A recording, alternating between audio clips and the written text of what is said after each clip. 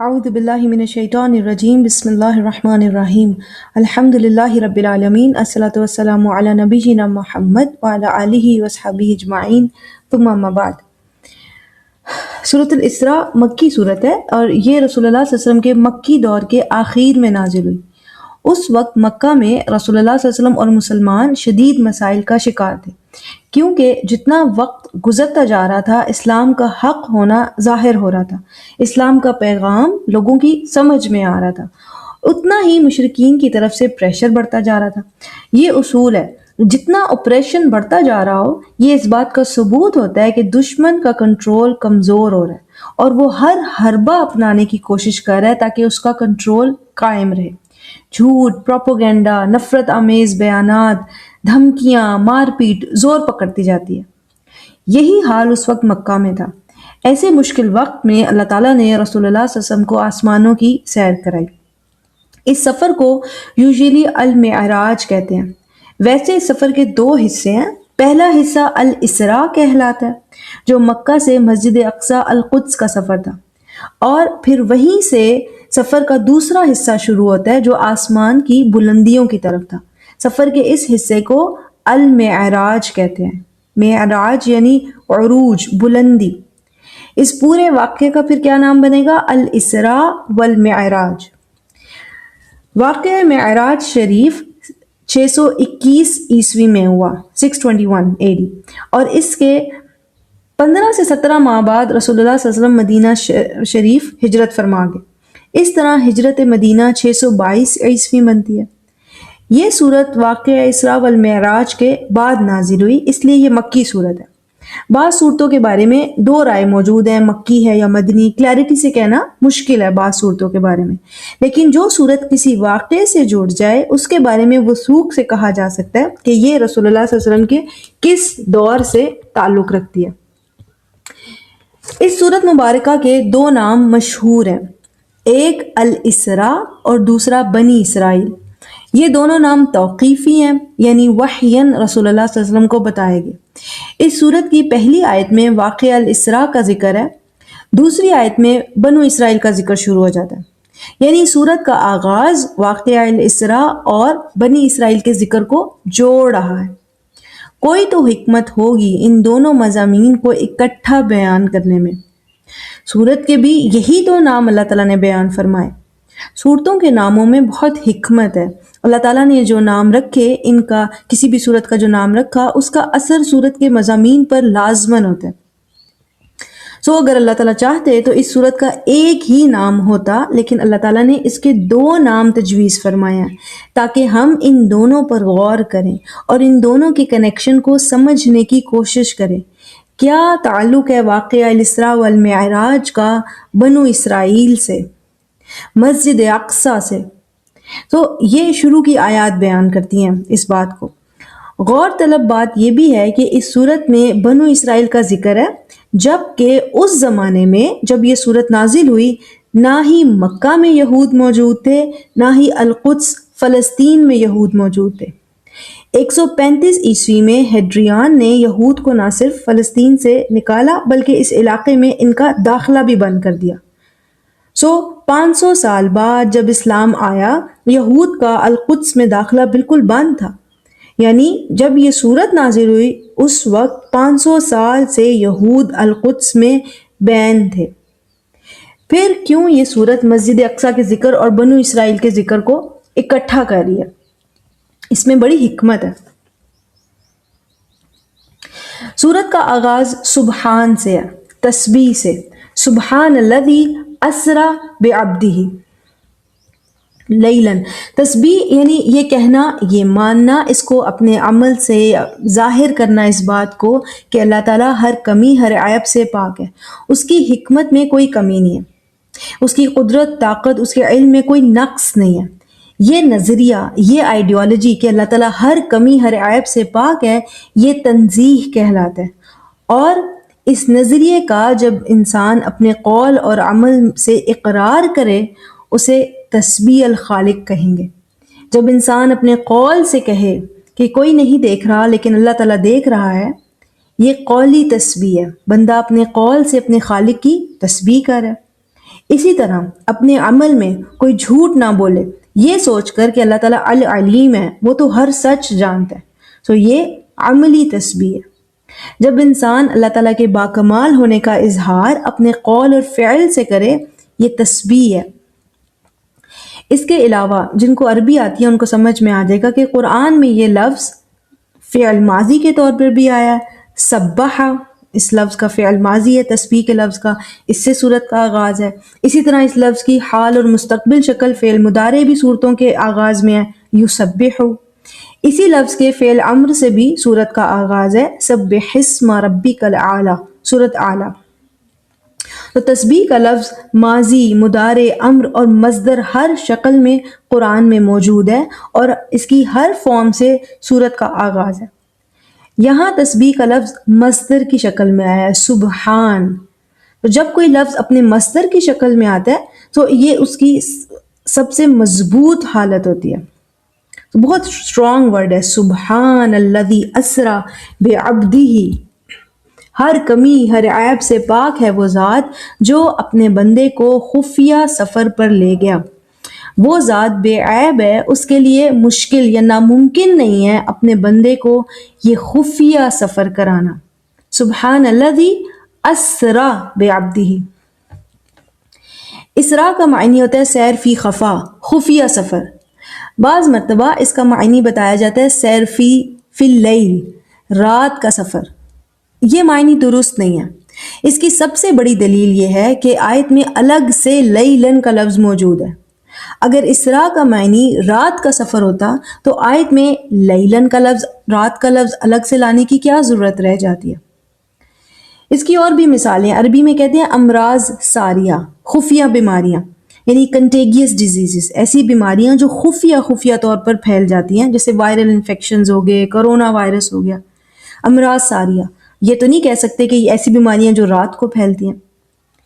تو قرآن میں اس لفظ کی اور بھی کئی مثالیں موجود ہیں، جیسے سورہ دخان میں ذکر ہے فَأَسْرِ بِعِبَادِي، میرے بندوں کو خفیہ طور پر لے کر نکلو۔ کب نکلو؟ لیلن، رات میں ایکسٹرا لیلن کا لفظ آیت میں ایکسٹرا لیلن کا لفظ موجود ہے، میرے بندوں کو خفیہ طور پر لے کر نکلو رات کو۔ اسی طرح سورہ ہجر میں قرآن میں موجود ہے فَأَسْرِ بِأَهْلِكَ، اپنے گھر والوں کے ساتھ خفیہ طور پر نکلو۔ کس وقت؟ بِقِطْعٍ مِّنَ اللَّيْلِ، رات کی کسی حصے میں۔ سو لیلن کا لفظ آیت میں ہر بار موجود ہونا اس بات کا ثبوت ہے کہ اسراء کا معنی رات کا سفر نہیں ہے، اسراء کا اصل میں معنی ہوتا ہے خفیہ سفر۔ سو اسراء کسے کہتے ہیں؟ سیر فی خفا، خفیہ سفر۔ اور رات کا اضافہ آیت میں کیا بیان کر رہا ہوتا ہے کہ یہ خفیہ سفر رات کو ہوا۔ سبحان الذی اسری بعبدہ لیلن، پاک ہے وہ ذات جو اپنے بندے کو خفیہ سفر پر لے گیا رات کو۔ اور کہاں ہوا یہ سفر؟ من المسجد الحرام الی المسجد الاقصی، مسجد حرام یعنی بیت اللہ اور مسجد اقصی القدس جو یروشلم میں ہے۔ ان الفاظ میں مسجد کا معنی ہوتا ہے سجدے کی جگہ، ایسی جگہ جہاں عبادت کی جا سکے۔ الحرام کہتے ہیں ایسی جگہ جس کی بعض ممنوعات ہیں، ریسٹرکشنز ہیں۔ عربی میں ایک لفظ ہوتا ہے منع اور ایک ہوتا ہے حرام، دونوں اردو میں بھی استعمال ہوتے ہیں۔ بس عربی کے لحاظ سے فرق یہ ہے کہ کسی کام کا منع ہونا یعنی کہ آج منع ہو گیا یا 2 سال پہلے منع ہو گیا، روک دیا گیا۔ حرام کہتے ہیں ایسا کام جو اول یوم سے شروع سے منع ہو، کسی کام کو شروع سے روک دیا گیا ہو، اس کی کبھی اجازت ہی نہ دی گئی ہو، وہ حرام کہلائے گا۔ جیسے سود صرف امت محمدی میں انسانوں کو منع نہیں ہوا، یہ شروع سے ممنوع ہے، حرام ہے۔ زنا غیر فطری شے ہے، یہ بھی ابھی منع نہیں ہوا بلکہ شروع سے حرام ہے۔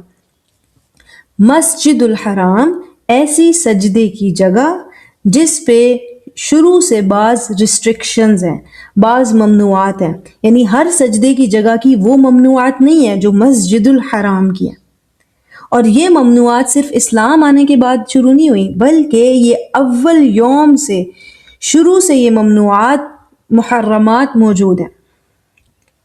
سو مسجد الحرام، بیت اللہ، خانہ کعبہ جہاں پہ حرمات ریسٹرکشنز شروع سے موجود ہیں، جیسے حرمت قتال، یہاں لڑائی کرنا، جنگ کرنا جائز نہیں ہے، اس کے گرد کے علاقوں میں جنگ منع ہے۔ حرمت السید، یہاں شکار جائز نہیں ہے۔ اسی طرح اس مسجد کی حرمت میں یہ بھی شامل ہے کہ کوئی اسے مٹانے کے لیے گرا نہیں سکتا۔ جیسے ابرہہ الاشرم اپنی ہاتھیوں والی فوج کے ساتھ آیا اس مسجد کو گرانے کے لیے، اللہ تعالیٰ نے غیر فطری طور پر اس مسجد کی حفاظت فرمائی اور ظاہر فرمایا ہاذا ممنوع۔ اسی پہ اس سورۃ الفیل ہے، الم تر کیف فعل ربک باصحاب الفیل۔ اس سورت کا اصل پیغام یہی ہے کہ اس گھر کے لیے اللہ تعالیٰ کی خصوصی حفاظت ہے، کوئی اسے مٹا نہیں سکتا۔ تو خانہ کعبہ کے بارے میں قرآن میں اللہ تعالیٰ نے فرمایا ہے اِنَّ أَوَّلَ بَيْتٍ وُضِعَ لِلنَّاسِ لَلَّذِي بِبَكَّةَ، اول بیت، پہلا گھر جو انسانوں کے لیے بنا وہ ہے جو مکہ میں ہے۔ بیت ایسی جگہ جہاں داخل ہو سکے۔ شروع میں انسانیت اس کے اندر سجدہ کیا کرتی تھی، اس کے اندر جا کر عبادت کیا کرتی تھی۔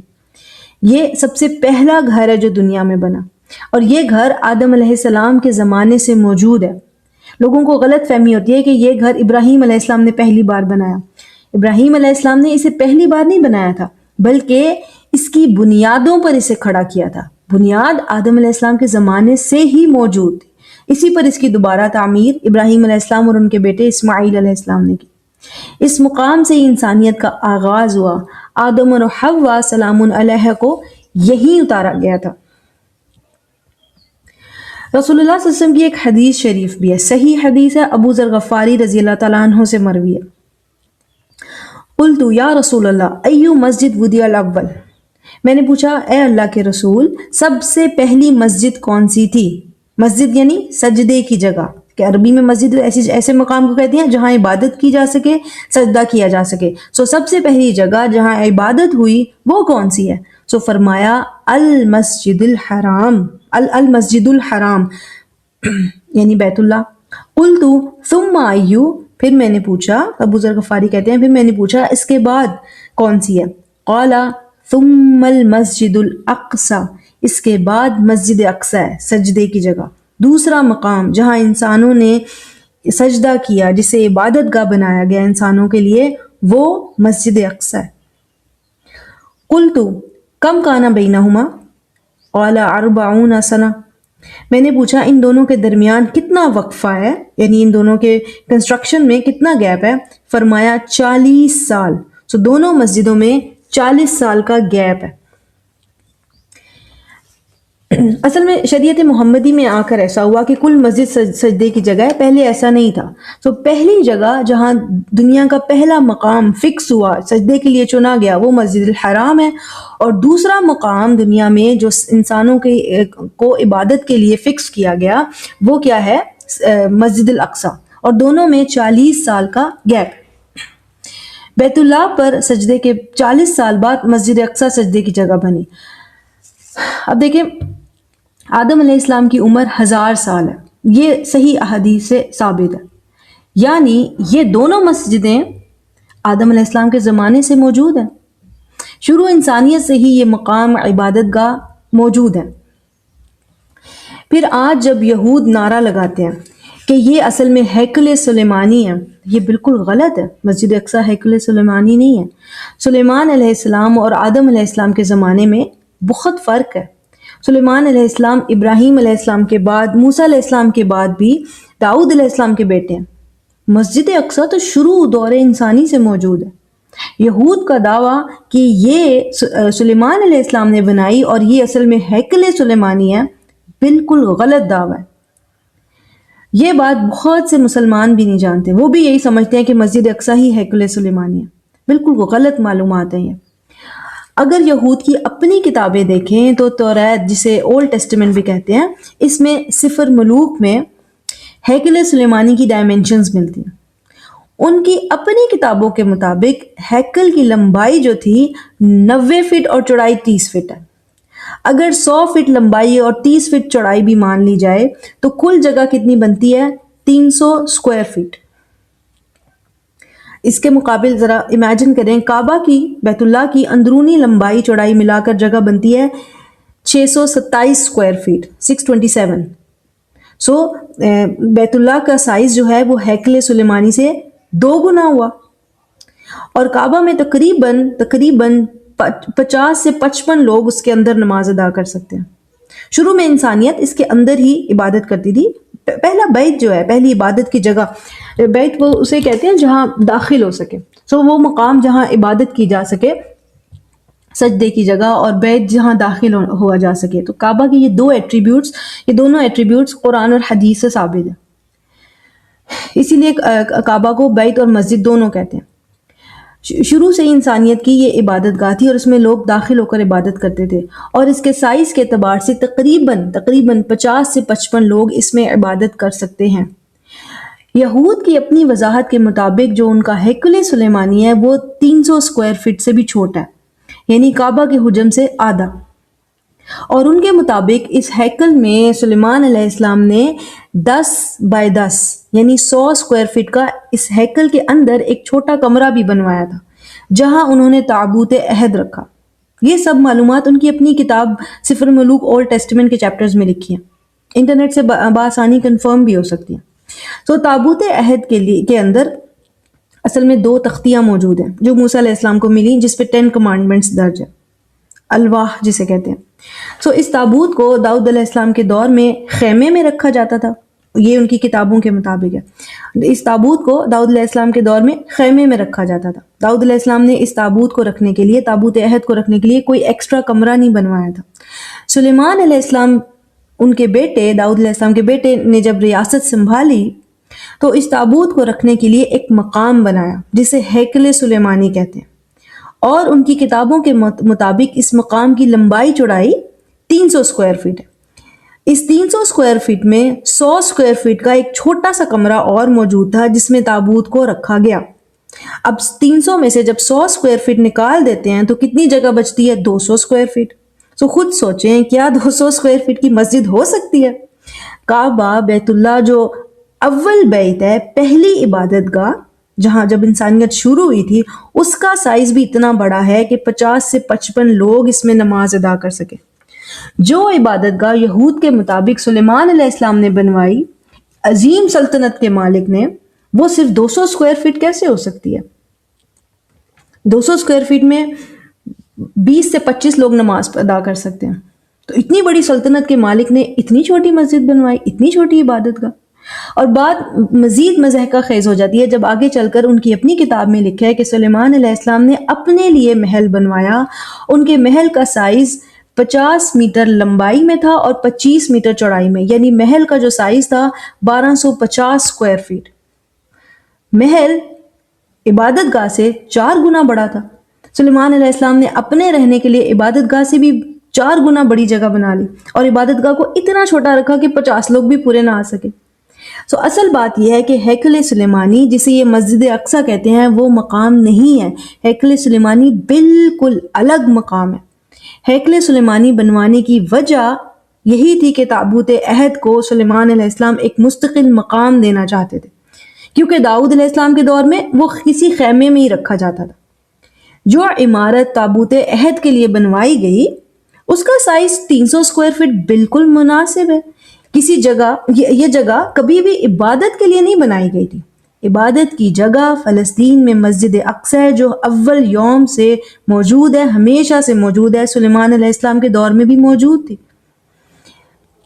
مسجد ایک الگ مقام ہے جو عبادت کی جگہ ہے۔ ہیکل سلیمانی عبادت کی جگہ ہی نہیں تھی، وہ صرف تابوت عہد کو رکھنے کے لیے بنایا گیا تھا۔ وہ ایک الگ مقام ہے، الگ بلڈنگ ہے، اور اس کا اتنا ہی سائز رکھا گیا جو تابوت عہد کو جگہ دینے کے لیے کافی ہو، 300 اسکوائر فٹ جس میں لوگ داخل ہو سکیں، اور تابوت عہد کے لیے اس 300 میں سے 100 اسکوائر فٹ تاکہ لوگ تابوت عہد تک پہنچ سکیں۔ تو یہود کا دعویٰ کہ مسجد اقصی ہی ہیکل سلیمانی ہے بالکل غلط اور من گھڑت ہے۔ ان کی اپنی کتابیں اس بات کو ثابت کرتی ہیں کہ یہ بالکل جھوٹا دعویٰ ہے۔ یہ ضرور ہے کہ انہوں نے اس جھوٹ کو کہ مسجد اقصی ہی ہیکل سلیمانی ہے اتنا زیادہ پھیلایا کہ عام لوگ بھی دھوکہ کھا جاتے ہیں۔ سچ نہیں جان پاتے۔ سچ کیا ہے کہ سچ یہ ہے کہ یہود مسجد اقصیٰ پر قبضہ کرنے کے لیے صرف ایک بہانہ بناتے ہیں۔ اس کی ویسٹرن وال پر آ کر گریا کرتے ہیں، روتے ہیں، دعا کرتے ہیں۔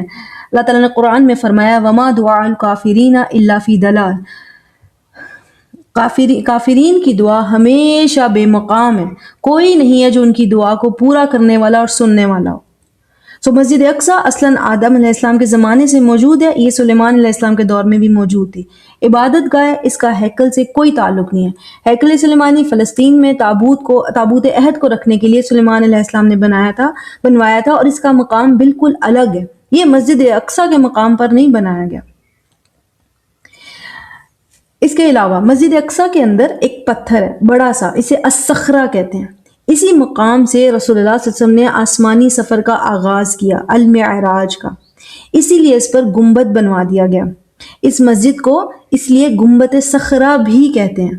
صخرہ پتھر، گنبد صخرہ یعنی پتھر والا گنبد، جیسے گنبد خضرہ ہے سبز گنبد، اسی طرح سے گنبد صخرہ پتھر والا گنبد، وہ گنبد جس کے نیچے یہ بڑا سا پتھر موجود ہے۔ یہ مبارک مقام ہے، یہاں سے رسول اللہ صلی اللہ علیہ وسلم کے سفر معراج کا آغاز ہوا، اور اس پتھر کے بڑے سے پتھر کے نیچے ایک چھوٹا سا غار ہے جسے کہف صخرت بیت المقدس کہا جاتا ہے، بیت المقدس کے پتھر کے نیچے والا غار، اس کے اندر بھی لوگ جا سکتے ہیں۔ تو یہ دو مقدس مقامات جو اول یوم سے مقدس ہیں، ان کے درمیان ہے رسول اللہ صلی اللہ علیہ وسلم کا سفر الاسراء، خفیہ سفر مسجد حرام سے، عظیم حرمات والی مسجد سے مسجد اقصیٰ تک، وہیں سے پھر آسمانوں کا سفر جو اسی مبارک پتھر سے شروع ہوا۔ اس کے بعد آیت مسجد الاقصیٰ کو مزید ایکسپلین کریے۔ المسجد الاقصی الذی بارکنا حولہ، وہ مقام جس کے گرد ہم نے برکات رکھی ہیں۔ جب قریش نے رسول اللہ صلی اللہ علیہ وسلم سے یہ الفاظ سنے تو انہوں نے پوچھا مسجد اقصیٰ کیا ہے؟ رسول اللہ صلی اللہ علیہ وسلم نے فرمایا بیت المقدس۔ اس زمانے میں مسجد اقصیٰ بیت المقدس کے نام سے ہی مشہور تھی۔ مسجد اقصیٰ نام جو ہے یہ قرآن کا دیا ہوا ہے۔ قرآن کے مطابق یہ وہ مقام ہے جو خود تو مقدس مشہور ہے، لیکن اس کے گرد کے علاقے بھی برکات والے ہیں۔ قرآن سے اس کی برکات ثابت ہیں۔ جب موسیٰ علیہ السلام نے اپنی قوم کو فلسطین داخل ہونے کا فرمایا تو کہا یا قوم ادخلوا ارض المقدسۃ التي كتب اللہ لکم، میری قوم ارض المقدس میں داخل ہو جاؤ جو تمہارے لیے لکھ دی گئی ہے۔ ارض مقدس یعنی فلسطین، سو انہوں نے فلسطین کو کیا کہا؟ ارض مقدس، اور یہ تمہارے لیے لکھ دی گئی ہے۔ اس کا یہ معنی نہیں ہے کہ یہ مقام تمہاری نسلوں کو سونپ دیا گیا ہے، it is a promise land, جب چاہو یہاں گھس جاؤ۔ اس کا معنی صرف یہ ہے کہ اس میں داخل ہو جاؤ، اس میں داخل ہونا اللہ تعالیٰ نے تمہارے لیے لکھ دیا، یعنی تم ضرور فلسطین کے مقدس مقام میں داخل ہوگے، بس اس کا یہ معنی ہے۔ ابراہیم علیہ السلام نے لوط علیہ السلام کے ساتھ اس سرزمین کی طرف اللہ تعالیٰ کے حکم سے ہجرت فرمائی۔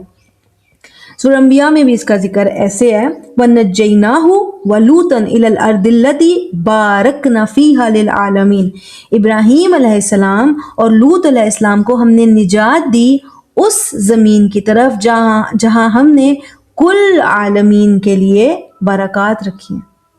قرآن کے مطابق اس سرزمین کی برکات صرف اس کے رہنے والوں کے لیے نہیں ہے، بلکہ اس کی برکات کیا ہیں؟ للعالمین، تمام انسانوں کے لیے۔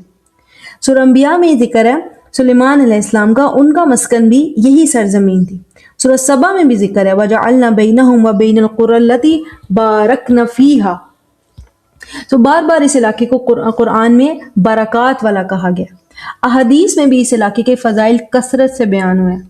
علماء کے بقول نیل سے فرات تک کا علاقہ برکات والا علاقہ ہے، اور برکات والے اس علاقے میں مقدس ترین مقام فلسطین ہے جہاں بیت المقدس ہے، مقدس گھر۔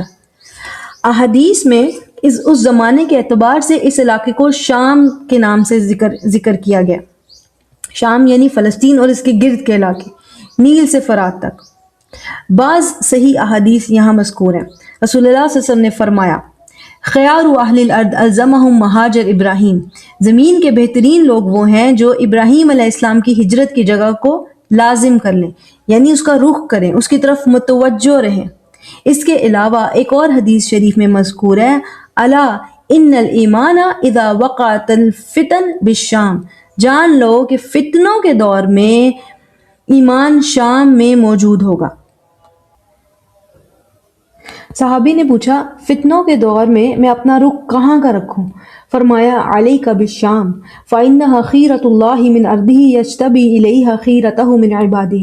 اپنے اوپر شام کو لازم کر لو، اللہ تعالیٰ اپنے بہترین بندوں کو اس سرزمین کے لیے چنے گا۔ اور فرمایا ان اللہ عز وجل قد تکفل بالشام و اہلہ، یقیناً اللہ تعالیٰ نے میرے لیے شام اور اس کے لوگوں کی ذمہ داری لی ہے۔ اس کے علاوہ ایک مرتبہ رسول اللہ صلی اللہ علیہ وسلم کی سربراہی میں صحابہ کا ایک گروہ قرآن کے نسخے ترتیب وار کر رہا تھا۔ اس کام کے دوران رسول اللہ صلی اللہ علیہ وسلم نے فرمایا طوبیٰ للشام، شام کے لیے خوشخبری ہے۔ دہرا لیں کہ شام میں فلسطین تو لازماً شامل ہے، اس کے علاوہ نیل سے فرات تک کا علاقہ اس خوشخبری میں آ جاتا ہے۔ صحابہ نے پوچھا لیہ ذالک یا رسول اللہ، اے اللہ کے رسول شام کے لیے خوشخبری کس وجہ سے ہے؟ قال لأن ملائکۃ الرحمن باسطۃ اجنحتها علیہا، فرمایا اس لیے کہ رحمان کے فرشتے اس پر اپنے پر پھیلائے ہوئے ہیں۔ یہ مقدس اور برکات والا مقام ہے، انبیاء کی سرزمین ہے۔ باطل اس سرزمین پر کبھی اپنی جڑیں مستقل نہیں ڈال پایا۔ یہ صرف اتفاق نہیں ہے کہ دنیا کی بڑی بڑی جنگیں اس مقام پر ہوئیں، ایسی جنگیں جس نے صرف اس خطے کے لوگوں پر اثر نہیں ڈالا بلکہ کل دنیا میں تبدیلی کا باعث بنی۔ لوگ اسلام سے متعارف ہوئے اور ان کی زندگیاں بدلی۔ یرموک اس کے کنارے پر ہوئی جس نے ظالم رومی سلطنت کا خاتمہ کیا اور تیزی سے اسلام پھیلا۔ کرسچن ڈومیننٹ مذہب سے یہ اسلام ڈومیننٹ مذہب کا علاقہ بن گیا۔ ہتین کی فیصلہ کن جنگ یہاں ہوئی جس سے ایک بار پھر اسلام مضبوط ہوا اور مڈل ایسٹ کو مضبوطی ملی۔ ان جنگوں کے بعد یورپ نے مسلمانوں سے سائنس، میتھس، آرٹس، کئی علوم سیکھے اور یورپ کو بہت فائدہ ہوا۔ بارکنا فیہا للعالمین ہے نا، تو تاتار جیسے جنہوں نے اسلام کو بہت نقصان پہنچایا۔ عباسی خلافت کا خاتمہ کیا، تاتار نے بغداد کو خون میں نہلایا۔ یہاں شام کے علاقوں میں پہنچ کر تاتار مسلمان ہوئے اور پھر انہی تاتار کی نسلوں نے Russia, central Asia, western Asia, Persia میں مسلم حکومتیں بنائیں۔ اس طرح اسلام ایشیا میں دور دور تک پھیلا۔ ارض المقدس کے علاقے میں ہونے والے معرکوں کا فائدہ صرف اس علاقے کے لوگوں کو نہیں ہوتا بلکہ باقی دنیا پر بھی اس کا اثر پڑتا ہے، کیونکہ اللہ تعالیٰ کا فرمان کیا ہے بارکنا فیہا للعالمین، یہاں سے تمام انسانوں کے لیے برکات نکلتی ہے۔ دجال کا خاتمہ یہاں ہوگا، دنیا کو دجالی فتنوں سے نجات یہاں سے ملے گی، یاجوج ماجوج یہاں آ کر ختم ہوں گے۔ اسی طرح یہی وہ مقام ہے جہاں دنیا کو یہود اور ان کی سازشوں سے بھی نجات ملے گی۔ یہ چھوٹا سا خطہ امت مسلمہ کو ہمیشہ حرکت میں رکھتا ہے۔ تمام دنیا کی نظر اس پر رہتی ہے، کوئی امریکہ میں ہے، چائنا یا آسٹریلیا، اس خطے کے حالات سے دنیا باخبر رہتی ہے۔ یہ علاقہ برکات والا علاقہ ہے اور اس علاقے کی برکات قرآن و سنت سے ثابت ہے۔ اس کے بعد آیت میں ذکر ہے کہ مسجد حرام سے مسجد الاقصیٰ کے اس خفیہ سفر کا مقصد کیا تھا۔ What was the purpose behind؟ لِنُرِيَهُ مِنْ آیاتنا، تاکہ ہم اسے دکھائیں اپنی نشانیوں میں سے۔ من یہاں من للتبعید ہوتا ہے، یعنی یہ معنی دے رہا ہے ہم اسے اپنی بعض نشانیاں دکھائیں۔ اللہ تعالیٰ کی نشانیاں بہت زیادہ ہیں، اس میں سے بعض اللہ تعالیٰ نے رسول اللہ صلی اللہ علیہ وسلم کو دکھائیں۔ رسول اللہ صلی اللہ علیہ وسلم کے سفر الاسراء والمعراج کے دو حصے تھے۔ پہلا حصہ مسجد الحرام سے مسجد اقصیٰ تک کا سفر اور دوسرا حصہ المعراج، وہیں سے آسمانوں کی طرف سفر۔ سورۃ الاسراء میں اس سفر کے پہلے حصے کا ذکر ہے، بس دوسرے کا نہیں ہے۔ دوسرے حصے کا ذکر سورۃ النجم میں ہے، وہاں ذکر کیا ہے وَلَقَدْ رَآهُ نَزْلَةً أُخْرَى عِنْدَ سِدْرَةِ الْمُنْتَهَى، اور پھر اس واقعے کے آخر میں کیا ذکر ہے لَقَدْ رَآ مِنْ آيَاتِ رَبِّهِ الْكُبْرَى، اس نے اپنے رب کی بڑی نشانیوں میں سے دیکھا۔ تو اللہ تعالیٰ کی بڑی نشانیاں بہت زیادہ ہیں، اس میں سے بعض کو رسول اللہ صلی اللہ علیہ وسلم نے سفر معراج پر دیکھا۔ بعض نشانیاں جو سفر اسراء میں دکھائی گئیں اور اس کے بعد بعض نشانیاں جو سفر معراج پر دکھائی گئیں۔ اب یہاں آپ سے سوال ہے کہ سورۃ الاسراء میں جن نشانیوں کے دیکھے جانے کا ذکر ہو رہا ہے وہ زمینی نشانیاں ہوں گی یا آسمانی؟ زمینی نشانیاں، کیونکہ واقعہ الاسراء زمین پر ہوا تھا اور واقعہ معراج اسی رات آسمان پر ہوا. تو جو نشانیاں سورہ نجم میں ذکر ہیں وہ آسمانی نشانیاں ہیں جو عند سدرۃ المنتہا پر دیکھی. اسی لیے انہیں کیا کہا گیا؟ آیاتی ربی ہل کبرا، بڑی نشانیاں آسمان پر دیکھی گئی. جو نشانیاں رسول اللہ صلی اللہ علیہ وسلم کو مسجد اقصیٰ لے جا کر دکھائی گئیں وہ زمینی نشانیاں تھیں. ان کو کیا کہا گیا؟ لنُرِیَہُ من آیاتنا، تاکہ ہم اسے دکھائیں اپنی نشانیوں میں سے، اپنی آیات میں سے. کیا تھیں وہ نشانیاں؟ رسول اللہ صلی اللہ علیہ وسلم کو کیا دکھایا گیا سفر اسراء پہ؟ اس کا اشارہ اسی صورت کی آیت نمبر 60 میں ہے. زیادہ ڈیٹیل اسی وقت ہوگی جب ہم وہ آیت ڈسکس کریں گے. ابھی صرف اس کا ترجمہ دیکھ لیتے ہیں. وَإِذْ قُلْنَا لَكَ إِنَّ رَبَّكَ أَحَاطَ بِالنَّاسِ، اور جب ہم نے آپ سے فرمایا یقیناً آپ کے رب نے کل ناس کا احاطہ کر رکھا ہے. He has surrounded all of the humanity. جو لوگ اس دنیا میں آئے، جو موجود ہیں، یعنی جو آ کر چلے گئے، جو ابھی موجود ہیں، جو ابھی اس دنیا میں نہیں آئے، ہر ایک کے بارے میں علم اللہ تعالیٰ کو موجود ہے. اس نے کل ناس کا احاطہ کر رکھا ہے. اور اس کے ساتھ فرمایا وَمَا جَعَلْنَا الرُّؤْيَا الَّتِي أَرَيْنَاكَ إِلَّا فِتْنَةً لِلنَّاسِ، اور جو رؤیت ہم نے آپ کو دکھائی وہ نہیں تھی سوائے فتنۃ للناس، لوگوں کے لیے آزمائش. تو لوگوں پر آنے والی آزمائش تھی جو اللہ تعالیٰ نے رسول اللہ صلی اللہ علیہ وسلم کو دکھائی. رسول اللہ صلی اللہ علیہ وسلم کوئی عام انسان نہیں تھے، قیامت تک آنے والے تمام انسانوں کے رسول ہیں. سو ممکن ہے کہ انسانوں کے رسول کو انسانیت پر آنے والے بعض حالات و واقعات اس رات دکھائے گئے. ممکن ہے انہیں حطین کی جنگ دکھائی گئی ہو جو ان کی زندگی کے بعد اس دنیا میں ہونی تھی. یرموک کے بعض واقعات دکھائے گئے ہوں. تاتار کیسے ارض المقدس پر گھسے اور کیسے یہ سرزمین ان کے شر سے پاک ہوگی یہ دکھایا گیا ہو. فلسطین کے آج کے واقعات کی جھلک دکھائی گئی ہو.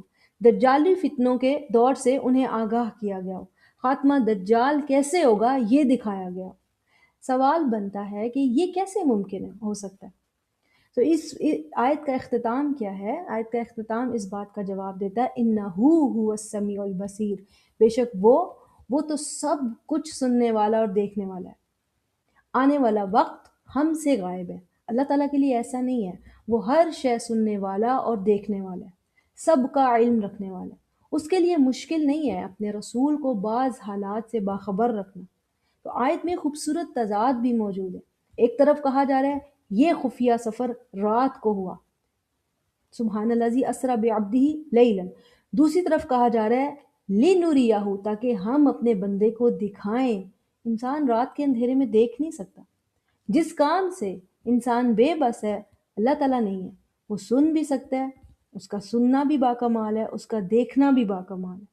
اس کے لیے مشکل نہیں ہے کہ اپنے بندے کو اس کی امت کے مستقبل کے حالات میں سے کچھ حالات اور واقعات میں سے کچھ دکھا سکے اور سنا سکے. تو پہلی آیت کی ایک مرتبہ سمری کر لیتے ہیں. آیت کا آغاز کیا ہے؟ سبحان الذی اسری بعبدہ. آیت کا آغاز اللہ تعالیٰ کی تسبیح سے، پرفیکشن سے ہے. ہر کمی ہر عیب سے پاک ہے وہ ذات جو اپنے بندے کو خفیہ سفر پر لے گیا. کس وقت؟ لیلن، رات کے پہر. اور کہاں سے کہاں تک ہوا یہ سفر؟ من المسجد الحرامی الی المسجد الاقصی، مسجد الحرام سے مسجد اقصی تک. اور مسجد اقصی کی مزید ایکسپلینیشن کیا ہے؟ الذی بارکنا حولہ، وہ مسجد جس کے گرد ہم نے برکات رکھی ہیں. یہ برکات والا علاقہ ہے اور اس کی برکات قرآن اور سنت سے ثابت ہے. اور رات کے اس سفر میں، اس اندھیرے میں رسول اللہ صلی اللہ علیہ وسلم کو بعض آیات، بعض نشانیاں دکھائی گئی. امت پر آنے والے بعض فتنوں کی جھلک امت کے رسول کو دکھائی گئی. اور یہ کیسے ممکن ہوا؟ انسان کے لیے یہ ممکن نہیں ہے کہ وہ دیکھ سکے مستقبل کے حالات، لیکن اللہ تعالیٰ السمیع البصیر ہے، سب کچھ سننے والا، چاہے ابھی وہ عام لوگوں پر ظاہر نہ ہوا، اور سب کچھ دیکھ لینے والا، چاہے کوئی شے ابھی غیب میں ہو، منظر عام پہ نہ آئی ہو. وآخر دعوانا ان الحمد للہ رب العالمین.